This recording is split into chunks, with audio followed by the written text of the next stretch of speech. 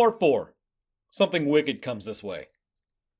Last night was the most heart-wrenching and frightening of my life. So much so that I can barely bring myself to contemplate it. By now, I will have submitted what occurred during my visit to that cursed place I used to call home. A visit which heralded the return of my childhood fears. No matter what foul thing befell me then, nothing could have prepared me for last night. After waking up to the chilling sight of that toy soldier, bitten in half, I found that the window of my bedroom was slightly ajar. On closer inspection, it looked entirely as if the window had been pried open from the outside. The latches were bent back, out of position, as if subjected to an unrestricted, unbound brute force. From the outside looking in, I could see 3 indentations where the unwelcome housebreaker had used some kind of tool to leverage the window unnaturally away from its latch. What was peculiar about those markings was that they seemed to cut across the outside of the window frame like an old, uneven razor. Unlike a crowbar or other implement which would have merely left a dent where it had been used as a wedge to force the window open. Nothing had been stolen, and I attempted to rationalize the markings of the window as a human-made and not claw-like as it appeared to be. The toy soldier returned to me so violently, I could not explain. My heart sank at the very thought of it. I knew it was a message, but it seemed to be more of a twisted joke, announcing the arrival of my childhood predator, rather than something to be puzzled over or interpreted. I spent the morning checking out each room of my house and its contents. Nothing was missing. I could only hope whatever that fiend had been in the backseat of my car the previous night had really only wished to frighten me one last time, and then it would be on its way. Perhaps its reach would be weakened so far from my childhood bedroom. It is all too easy for any sane person to persuade themselves that a traumatic event is something more benign. But in this instance, I could not. That broken toy was not a mere joke, but a promise. A promise that it would return. And for what? I did not wish to know. My thoughts naturally tumbled inwards and back to those terrifying nights as a child. I was now reintroduced to the apprehension of bedtime, the longing for day, and the anxiety of night. Like an old and relentless enemy, my fear grew throughout the day, festering inside me, leading to strange and ominous thoughts about the consequences of unwittingly bringing that thing home. Do not misunderstand me. My fear was not simply for my own safety. As a child, I believe my nightly visitor was transfixed and consumed by wanting me, but I did not feel my loved ones were in any danger. This, however, had changed. I did worry. This time, I did feel nothing but fear for my loved ones because, you see, I do not live alone. My girlfriend and I moved in together about 2 years ago. I have caused enough damage now that I do not wish to speak her name, and I will simply refer to her as Mary. Mary and I had a happy existence, and in fact, we were very much in love. This coming Christmas morning, I was going to propose to her. But that beautiful moment has now been bitterly taken away from me by that rancid abomination. I knew that Mary would be home that evening. She works in events and promotion, and as a result, is often away from home for days at a time, traveling around the country, coordinating various conferences and exhibitions. I do not complain about this, as she and I both know that I am a solitary character, and that the few odd days of solitude normally do me pretty good, allowing me to dive headlong into my writing, absorbing each and every word undisturbed. Despite this, I always miss her. And with the events of the past week, reliving those torturous nights and then allowing them to return, I had missed her far more acutely than I had ever previously done so. She arrived at home around 6 p.m., and I greeted her with a smile, a warm embrace, and a passionate kiss. I tried to hide my perturbed state of mind from her. But Mary knows me better than anyone I have ever met, and immediately inquired, "What's wrong?"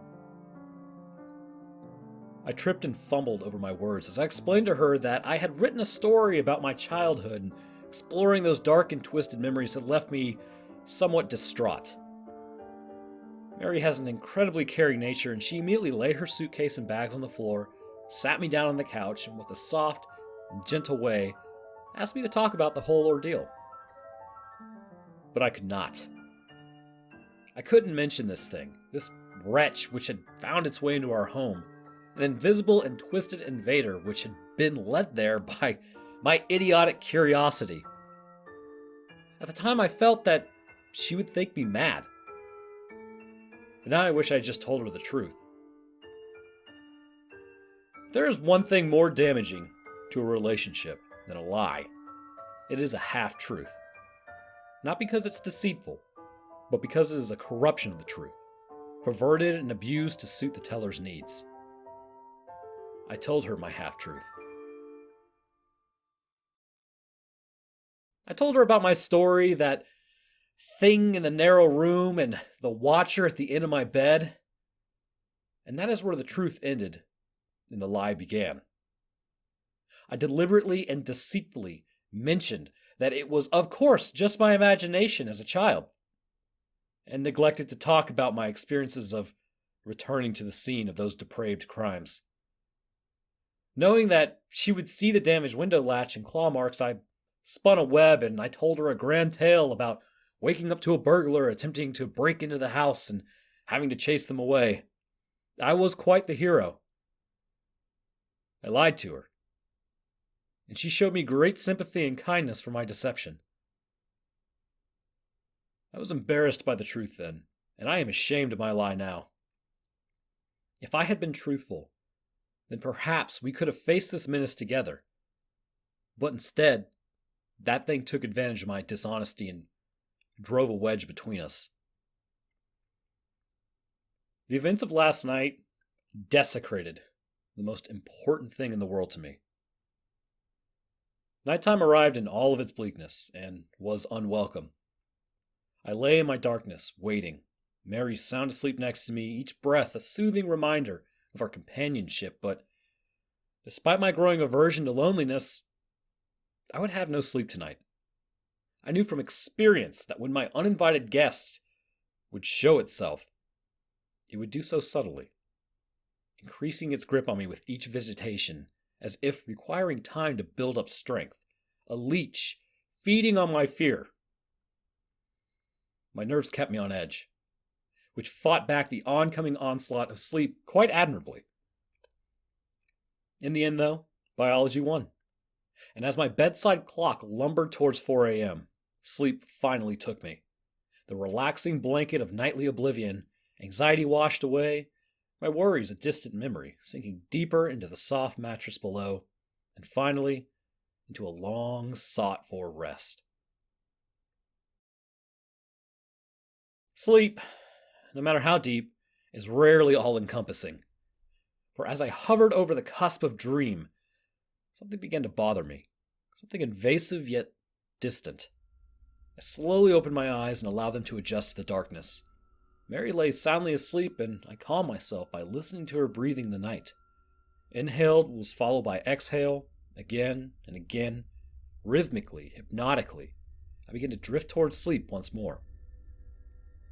But no. There it was. Something else. Distinct yet undefinable. It was distant, out of the way, almost obscured or smothered, as if coming from behind something? I strained my ears and attempted to find it, but it was all too quiet. I remained in bed for several more minutes, but with each passing second, the almost inaudible sound grated on me, like broken glass on a raw nerve. Sleep was now abandoned, and with much frustration, I decided to reluctantly investigate the source of the noise. I sat up in bed and listened intently. It was unlike any other sound I had ever heard. Quiet, low. But as my mind adjusted to the noise, I slowly began to piece the nature together. It was most certainly obscured by something, but the closest thing I could relate it to was sort of a repetitive murmur. I heard something similar previously when I was a child visiting my grandmother in a nursing home, a place which had left an impression on me. Seeing those wandering residents confused and of fractured mind meandering around the grounds like lost inmates murmuring repetitively to themselves of days gone past, repeating nonsensical phrases and words. This is what it reminded me of. A continuous stream of indecipherable words uttered by someone in the throes of confusion. I turned to check on Mary, watching her chest rise and fall with each breath, assured that she was undisturbed. I then got up and left the bed. As I stood up, I recognized immediately that the murmuring was louder. While dark, I had left a light on in the hall, as I always do, which crept under the door and allowed me to view the room in a dim but visible way. I looked around to see if there was anything out of place, but the room appeared as expected. My mind ambled back to that night as a child in the second room when noises could be heard from an unseen yet ever-present menace. I took a step forward, and as I did, so the noise once again grew in volume. While I was still at a loss in deciphering the words, I could now hear the character of the voice. It was old, scratched by age with a harsh guttural undertone to it. The words were repeated at a frantic pace and seemed anxious, yet muffled by some unknown barrier. I was frightened, but I drew strength from Mary being in the room, and with a deep breath filled with trepidation, I took another slow but silent step forward, my bare feet cushioned by the cold floor below. Again, the voice became louder. I wasn't sure if I was just imagining it, but I could have sworn that it was becoming more agitated as I grew closer. The next step I took shook me to my very core. For as that murmuring, garbling voice grew louder still, amongst the rambling, graveled sounds of it, I heard a word. A word which shot an icy shudder through my bones, a word to be feared. It spoke my name. Dear God, it knew my name. To me, it was as if knowing me was somehow endowing it with unlimited reach, that I may never be rid of it, that it could kill me at any moment. Something suddenly caught my eye, a movement accompanied by a ruffle of cloth. I knew now where the rhythmic, agitated voices originated. I now know why it was muffled and difficult to decipher. I could now see it, only a few feet in front of me. Standing behind the closed curtains. The moon was in its ascendancy outside, and while its glimmer could not entirely penetrate the thick cloth, it could barely and faintly outline the thing, watching between my window and the curtains. I cannot now convey the strangeness which overcame me. My anxiety and terror had heightened, but an unusual compulsion, an untimely sense of purpose, took me over. I absolutely had to see what it was. I took another tentative step towards the curtains. They swayed slightly as if caught by a breeze, but I could not tell whether that movement had been caused by myself or the hand of that thing hiding behind a shroud of cloth.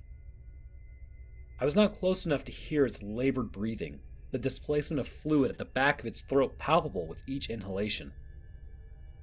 This was it. I was going to confront this monstrosity from my past, this tormentor of children, this coward. Raising my hand slowly, I accidentally touched the fabric of the curtain, causing a subtle ripple which parted them momentarily.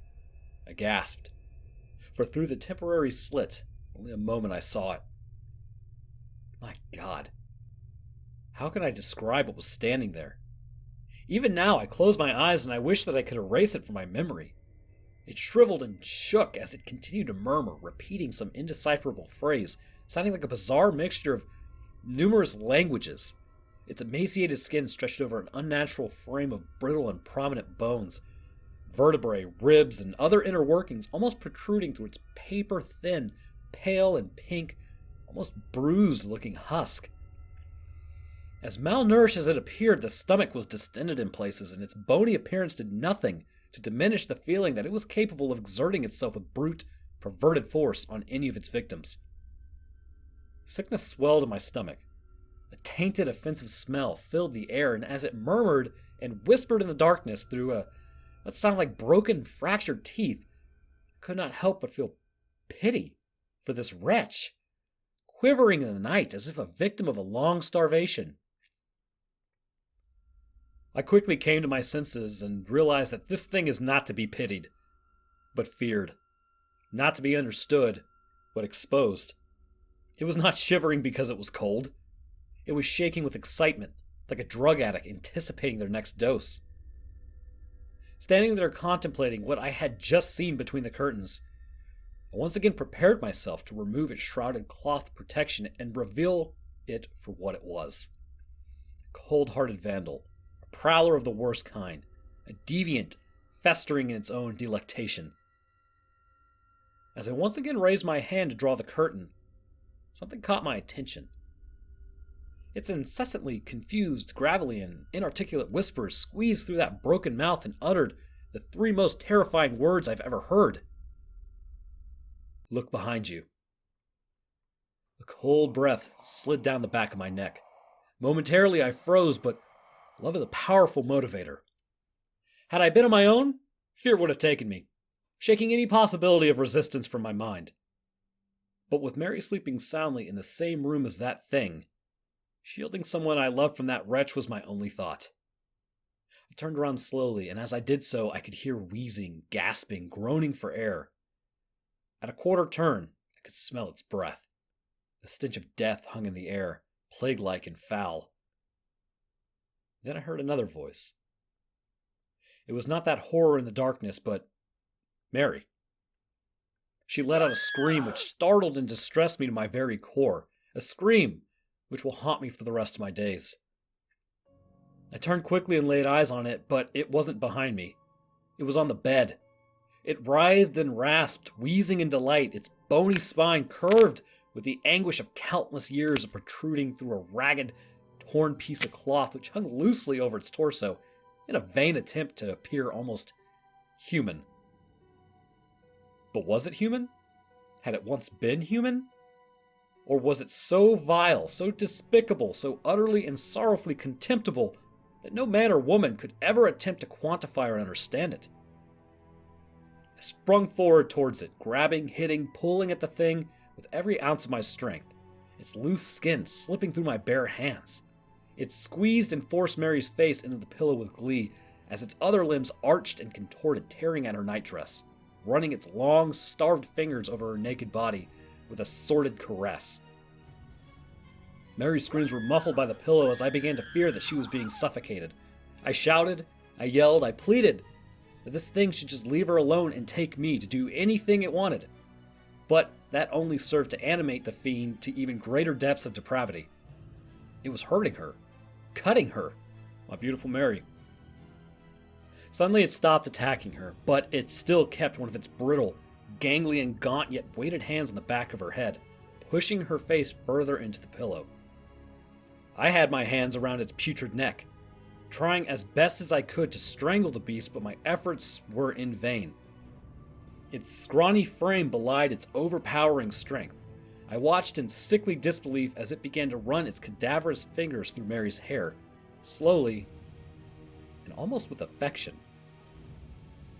I could now hear the twisting and cracking of bone, the popping of cartilage, and the snapping of tendons. Thank God they were not coming from Mary, but now, on its back, with my arm wrapped around its throat, and my chin rubbing against the abrasive skin of its shoulder, as its spine dug sharply into my stomach, it twisted its head in an entirely inhuman way. Its neck clicked and groaned under the strain of every arthritic movement as if hindered by 1,000 years of rigor mortis. It was looking at me. I have heard it said often that some people, they cannot see the forest through the trees. But now, I truly appreciate that sentiment. So close was I to its black, icy stare that I could not take in its surrounding features. I increased my grip. I swore. I screamed. I would have torn its throat out had I could. But it was all in vain, as it continued to run its scrawny fingers through Mary's hair nonchalantly while looking at me. I don't think I will ever truly recover from that sound that seeped out through what I assumed to be its approximation of a grin. A wheezing sigh, a grunt, something which sounded very close to a sinister, otherworldly laugh. As its face touched mine, its eyes stared deep into me. Not even my reflection was returned. 2 looking glasses into a sanctuary for the dark, devoid of light, happiness, and love. It was staring, as if it wished to say something, as if it was trying to communicate a simple idea to me. Malice. With a retching, stuttered, and violent movement, it tore a fistful of hair from Mary's head, leaving behind an open wound. Then, it was gone. Mary did not scream, she merely whimpered. I turned the bedside lamp on, but no words of care or sympathy could console her. She wept, uncontrollably. The bed was soaked in blood which had seeped out from the numerous scratches on her back and the large cut where an entire section of her hair had once been. I hugged her, told her that everything would be all right, and then she looked at me. Looking at her tear-filled eyes, I knew what she thought immediately. She thought I had attacked her, that I had done those terrible things to her. Of all the experiences I have had, the look of betrayal, disgust, and contempt on Mary's face will remain the most painful. She is gone. After composing herself, she gathered up some things and left. I tried to explain. I tried to tell her everything that had been happening, but she would not listen. Who would believe such a preposterous story? She simply said that she would not call the police. But if I ever attempted to contact her again, she would do just that. To her, I was the aggressor, not that thing. As she left, she turned to look at me one last time, and then burst into tears. And now I know I've lost her forever. The woman I love more than anything on this earth thinks I'm a violently hideous human being. If only she could understand that whatever did this, it was not human, and if it ever was, it had long since abandoned that nature. It was 5 a.m. when Mary left me. It's 9 a.m. now. I'm sitting here in the cold light of day at my kitchen table, writing this, so that there is some record as to what has transpired, so that people know, so that Mary knows that whatever happens, that whatever occurs from here on in, that it was that despicable creature from my childhood, from that cursed, narrow room all those years ago, which rained this misery down upon me, upon us. I must now dispense with this sentiment. I could easily sit here mourning the loss of my relationship with Mary, or I could allow myself to be overcome with fear, to do nothing. But that simply will not do. I can hear the laughter of my neighbor's children outside. At different stages in my life, I remember the same feeling of joy and happiness from something as simple as playing with friends or climbing a tree or kissing the woman you love, or even drifting off to sleep at a bedtime to dream of what could be in the safety of a happy family home. Memories. Only memories. I fear I will never experience that happiness again. This thing has broken me, but I am resolute. Whatever that hideous wretch has in store, whatever it desires to do with me, I will not allow that thing to harm another person, or to invade another child's life as it did to mine all those years ago. I must leave you all now, as there is much to be done before it gets dark, before it returns. My plans are made, and with any luck, they will succeed. I wish I could say we will speak again, but I think that is unlikely. I hope you understand what must be done, because tonight, I'm going to kill it. Part 5. Sleep tight. I am shaking as I write this. I was released by the police less than 2 hours ago, and I am compelled to record the events of the past day and night as quickly and as accurately as possible. In some ways, I want to forget, but I know that I cannot, and I know that I should not. For my own sanity, I must divulge what has happened. It is far too important. Should I ever allow myself to be swayed by the mechanical, rational nature of the world once again, those words should serve to remind me that what is unseen is both mysterious and frightening. After Mary left, I knew she was lost forever. But rather than be consumed by depression and inaction, I was invigorated by one purpose, by one thought, by one idea that I knew I had to carry out. I had to destroy that thing, for I could not allow the chance that it may one day hurt my loved ones or desecrate the innocence of another child. I also knew that I faced death. But feeling that I had already lost everything, that was a small price to pay. It is said that revenge is a dish best served cold. By having waited my entire adult life to be rid of this thing, its memory, and the shadow that it cast upon me, I met the proposition of killing this fiend, this corrupt and perverted force, with a smile on my face. That night, it would be dead, even if I had to drag it to hell with me. Busying myself for the next few hours, I packed a bag and wrote a letter to Mary and my family explaining what had happened and that they weren't to blame. I phoned my mother, and then father, then brothers, just to hear their voices one last time. But I did not let on that I thought I may never speak to them again. My mother's intuition led her to ask if everything was all right. I smiled, and I told her that I loved her before reluctantly saying goodbye. About 7 o'clock, I made my way out to the car. The sun had already set, and the street seemed eerily quiet, as if the scene of an unattended funeral. I sat in the driver's seat, leaving the door open on the other side, awaiting my most unwelcome passenger. By 9 o'clock, nothing out of the ordinary had occurred. The place remained deserted, and the cold night air flowed through the open door. It was beginning to bite. As I sat there, contemplation echoed through my mind.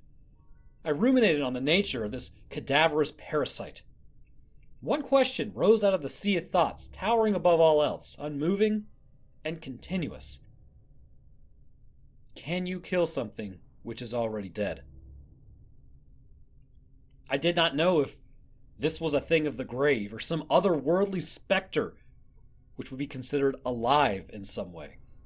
But just as I was reevaluating my plan, there it was. It was subtle at first, but there was a small, almost indistinguishable shift in the suspension of the car. Had it been any other circumstance, I would have just put this down to a gust of wind pushing and pulling at the chassis. But it was all too familiar with that feeling from all those years ago, sort of as when the bunk bed would shift slightly with that thing climbing into the bottom bed. I knew its foul calling card. The air grew denser, as if contaminated by some nearby corpse.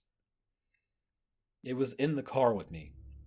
Unseen, yes, but there, nonetheless. As I heard the slightest of whispered breaths from my back seat, I leaned over and calmly closed the passenger door. I turned the key in the ignition as I pulled out onto the street. I could have sworn I heard a quiet yet distinctly malicious snicker, as of something mocking me. Did it know what I had planned for it? Our destination was not far, but the roaming hills through which our taken country road penetrated rose up and diminished with regularity, a stark reminder of the ominous isolation at night. Occasionally on the way, I could hear something from behind, but I refused to look for that thing in the dark. Patience. It would not be long before I would confront it. The irony hit me.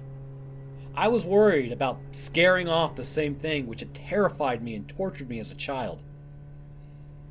I had to be resilient, and so I drove carefully and calmly through the countryside, swamped by darkness, hoping that my unearthly passenger would not suspect me. I arrived. The wheels of the car struggled and slid on the undergrowth as I headed off from the narrow country road. The landscape had opened up, and as I looked at the broken and rotting trees around me, I felt that it was fitting to come to this bleak place in a cold night to destroy the bleakest of things. The land suddenly came to an abrupt end, a cliff etched out from an old quarry, looking deep into the black waters of the lake below. The cliff edge was relatively flat, and had in fact at one time housed a road which had subsided into the lake decades earlier. The local kids would tell stories about vengeful ghosts of those killed during the subsidence, but they were just stories. Or perhaps they weren't. In the past, I would have disregarded such tales, but who would believe me if I told my own now? I switched the engine off and parked several meters away from the cliff's edge, switching off the lights and composing myself for what was about to come. I sat in the car for what seemed like a lifetime, the only company given to me by the occasional splash of water against the cliff below. I waited. This thing was smart. Of that there is no doubt. It had toyed with me, relishing the pain and torment it had caused as only something of a coldly frozen intellect could.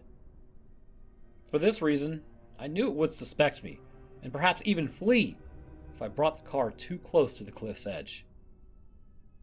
I had to wait for it to attack. Let it feed. Let it revel and gorge itself on me. Perhaps then it would not notice as I slowly plunged the car into the dark, icy water below. I was going to drown the bastard. I had appraised the potential consequences in my head and reasoned that there would be a moment, a singular moment, where I would have a slim opportunity to escape from the car just before it reached the edge.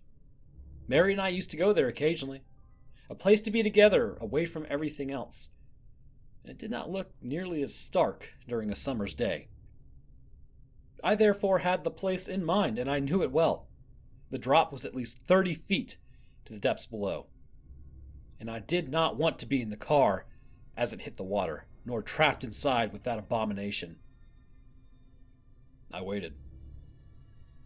And then I heard it. Slowly at first, and then increasing in rate and volume.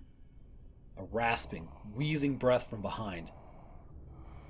Strangely, it sounded more labored than before. Each breath a struggle, filled with fluid, rotten and decayed. A shiver ran up my spine. A rank, foul smell began filling the air. The breath drew closer from behind. My heart began to race, beating hard and fast as I looked up and saw the windscreen begin to ice up from the inside. I could see my breath, a natural thing indeed. But what was unnatural was the breath visibly moving across my face from the side. I turned slowly. I wanted to cry. I wanted to leave, run into the night. But I had to stay. I could not allow it to escape. It was sitting in the passenger seat. I was staring at it, and it at me. Hunched over, covered by darkness, contorted, gaunt hands, seized as if fighting rigor mortis. It slowly moved towards me. One bony leg cracked and groaned as it slid over my lap and onto the other side. Thank God it was sitting on me. It pulled itself in close to me, and through a shard of light provided by the moon, I saw its face. Skin hung from its jagged features. Glassy eyes stared deep into me as its grin spread up through its face, unnaturally wide as a result of its half-rotten flesh, exposing the rotten muscles, broken teeth, and sinews of its rancid smile beneath. Pulling closer, it opened its mouth, revealing a wet and putrid tongue, which could have been seen through part of its missing jaw. Wheezing, breathing heavily, a foul stench hung in my eyes and filled my mouth with elicited a response from me, and I retched, my body attempting to expel its poisonous fumes, and as I did, so it stopped for a moment, and then cackled to itself, happy and content. Staring into its icy cold eyes, it yet gave me the impression of an afflicted and increasingly weak old man. It was still incredibly strong, but it seemed as though it had lost some of its potency. Perhaps leaving that elongated room had somehow affected it. Its long protruding fingers caressed my face, and then, as a show of intent, it stuck one of them deep into my shoulder. I screamed as it bent and twisted inside of me, the rotting fiend moving its finger to cause the maximum amount of damage and pain it could. And as it did so, its other hand slid down against my body. It touched me. It was time. With my free arm, I turned on the ignition, and though my shoulder was still pinned to the seat, I managed to fight through the pain and put the car into gear and took off as fast as I could. The creature flailed and screamed and attempted to climb over me into the back seat, but I held it with all of my strength, the thoughts of what it did to Mary enough to fuel my rage. We raced towards the edge of the cliff, and I eyed the driver's door frantically. As we neared our icy plunge, I screamed in anger at its festering, rancid face and pushed it off me. It scrambled into the back seat for dear life as I scrambled for mine by unlocking the car door. It was too late. The car careened off the cliff face, and before I knew it, we hit the dark water, splitting the black glass-like surface with tremendous force. I should have died then, but an airbag took the brunt of my impact. Although I still managed to scrape my head across the doorframe. Dazed, I looked around. The sound that I heard coming from that thing was malformed yet familiar. The squeal of some demonic child soon gave way to the anguish and rage of an ancient intelligence that knew that it faced almost certain death. The water was frozen and poured in through what is now the twisted open car doors with such force that it winded me. I gasped for air as my unwilling prey now did too. It writhed and twisted as it looked for an exit. Spying the open door, it pulled itself through the water towards me. I curled up my fist and smashed it into the thing's face. Pieces of rotten flesh flaked off by the impact as the dark black liquid oozed from the resulting wound. Again, it attempted to get past me, and I knew that I had to keep it in the car, long enough to drown. And that I would have to die with it. I felt numb as the frozen water slipped over my chin. My heart struggled against the cold, and with a sudden surge, I was submerged and had breathed my last. I held my breath, but only to compose and ready myself for an icy, suffocating death. I hoped that it would not be painful. My thoughts returned to Mary and my family. An all-consuming sense of sadness and despair overwhelmed me, but as I struggled with that thing trying to get past me and through the door, grabbing and flailing its arms, I looked down and saw it.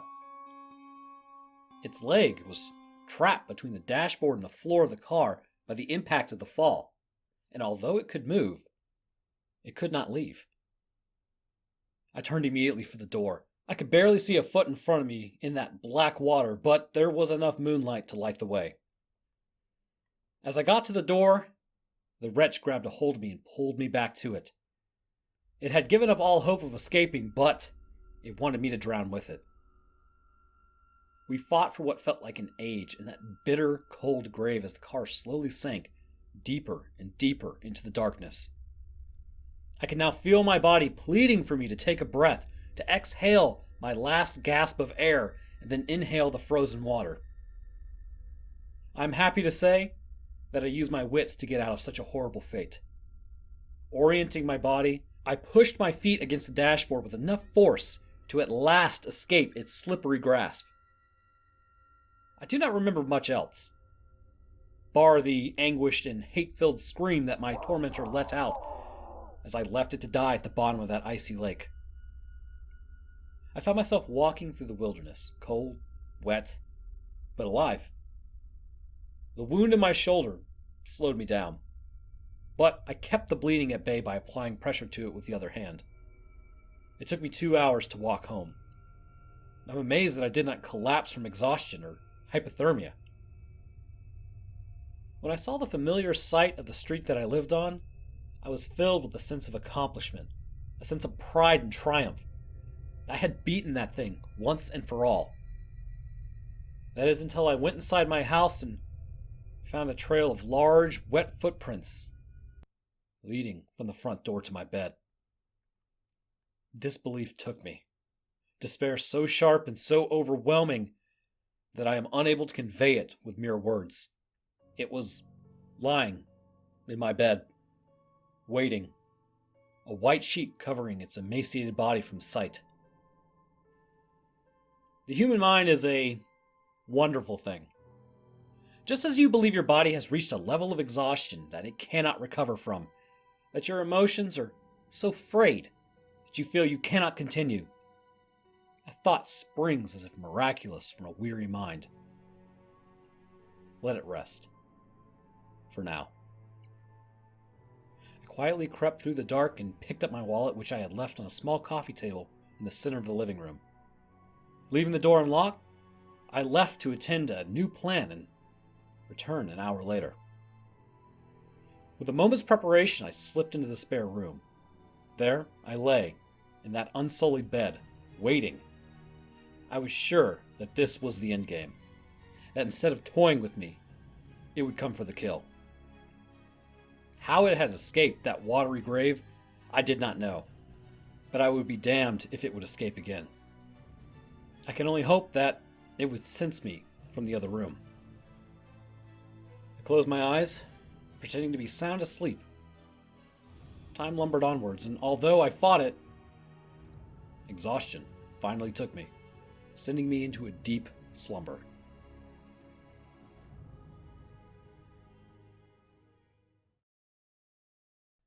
I woke with its hands around my neck. It coughed and sputtered on top of me, a rancid black liquid dripping from its face as it oozed from its facial wounds. I struggled, gasping for air and hoping that I had the strength in me to escape its grasp.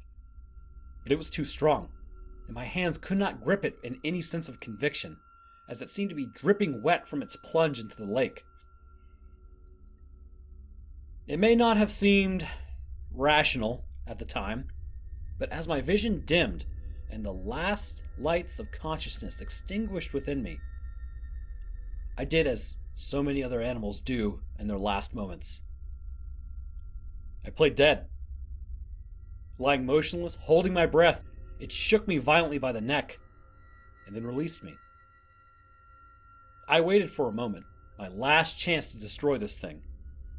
Its labored breathing relaxed slightly, and then it seemed to stare at me almost quizzically. I waited still for a shift of weight, which might have let me throw it to the ground. Leaning down close to me, its wide, crumbling sneer puckered, gathering its putrid saliva in its mouth and in what was left of its cheeks. It then showed utter contempt for the living and the dead. It spat its festering liquid onto my face, the remnants dripping down onto me through a hole in its jaw. I wanted to scream, to do anything to remove such a vile smear from my skin, but I dared not move. The time was not right. Leaning in closer, it prodded and scratched at the wound in my shoulder, the pain shearing through my body. With all of my resistance, I remained motionless. Then, it slowly and patiently slid two of its long, distended fingers into my mouth. The taste was overwhelming. Rancid, rotten, dead. The arthritic clicking of its knuckles shook my resolve as it arched its back in glee and suddenly pushed its fingers deep down my throat. I gagged, an instinctive reaction. Instead of being shocked, a garbled laugh emanated through its broken teeth as it thrust its fingers deeper into my mouth. I felt its cold, harsh flesh scraping against the inside of my throat, pleading without words for it to stop. In the darkest of moments, we sometimes find true strength. I rolled to my side, using its weight against it, and finally managed to break free. I fell onto the floor with its long reach grasping at my feet. I kicked and screamed, and at last, I was free. It stared at me, only for a moment, rising up on top of its bed, its brittle bones cracking underneath its own force. It now towered tall and gaunt, ready to pounce. Since I was a child, I had been a victim. It had terrorized me, taken my innocence, attacked Mary, and broken my life. I would not stand for it anymore. Sometimes the most dangerous prey is the one who can outthink you. The one that lulls you into a false sense of dominance and superiority. The one who has conquered any fear of you with a sense of anger and betrayal. It had fallen into my trap. One can see by logic, reason, and an understanding of the world through the eyes of the scientific mind. Fire cleanses all. As it groaned and shrieked, cracked and contorted, readying itself to pounce, in one swift motion I removed the blanket from the floor, revealing a bucket of gasoline, which I had bought in the short time of preparation. I threw it as hard as I could, the liquid splashing all over that horror and the bed. It grinned at me, mocking my very existence, making light of my pain and the agony it had caused. From my pocket, I pulled out a lighter, lit it, and threw it onto the wretched thing. It writhed and screamed in agony, parts of its flesh crumbling away, searing into nothing in front of my very eyes. I almost felt sorry for it. Let it burn. The fire got out of hand. Thankfully, a neighbor heard the screams and saw the smoke, calling the fire brigade. I remember nothing of how I escaped.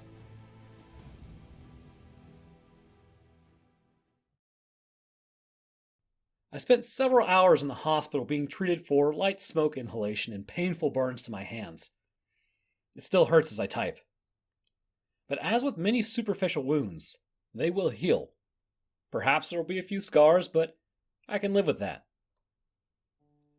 The police arrested me shortly afterwards, believing me to be a murderer.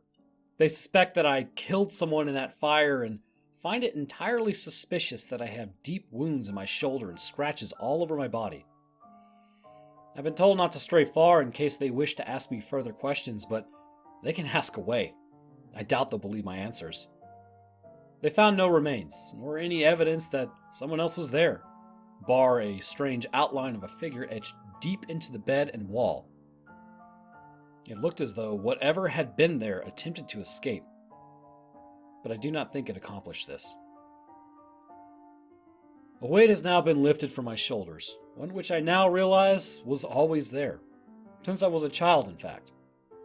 I believe that thing had an effect on me, even from distance, and now that it was gone, I feel whole again. I am devastated that I lost Mary, and my house can be written off as I'll probably be charged with arson after they realize I started the fire, which means I can kiss goodbye to any insurance claim. My hands ache, as does my shoulder. My spirit does not. I'm writing this from a hotel room. It's small and unassuming, but it will suit my purpose. Tonight, I intend to sleep and dream, as I did as a child, before that wretch invaded my life. I believe that it was my rationality which saved me, a logical thought which allowed me to destroy such an evil. But I will never escape the conclusion that there is much more to life beyond the veil, out there in the darkness. It is a world I have seen and do not care to revisit. But tonight, I will rest, and tomorrow, I will build my life again with the confidence that my unwelcome guest is gone forever. I can feel it. I know it. It will take time for me to adjust, and perhaps my mind will play a trick or two along the way. It's difficult to abandon the paranoia of a lifetime. I must learn to accept my safety once again. I refuse to be looking over my shoulder for the rest of my days, but I will always be cautious. As I was when I was in the hospital this morning, lying on a bed in a quiet ward, I thought I felt the bed shake for the briefest of moments. But I know it was just my imagination. I'm glad to have written down my experiences. It has illuminated much about myself to me. And most importantly, should anyone ever, God forbid, find themselves in a similar situation, then maybe you too will know what to do. Now, it is bedtime, and I must rest, for I have never known weariness such as this. Good night, and sleep tight. All right, we finally wrapped up this story. My God, that was a long one. All right, well, hey, I hope you guys enjoyed it. You guys mentioned something about how you want all the parts together. If I remember correctly from all the other parts, I think this would have been probably about a 2-hour story, and I don't know if I've got the voice for that. I can give it a shot, or maybe like break it up into parts and then just combine them all together. We'll figure it out. I'm probably in the future just going to, if I do like a big story like this, just have it combined into one thing. Anyways, I appreciate you guys watching. Leave a like if you enjoyed. Subbing is a good way to stay up to date on my post, and I will see y'all in the next one.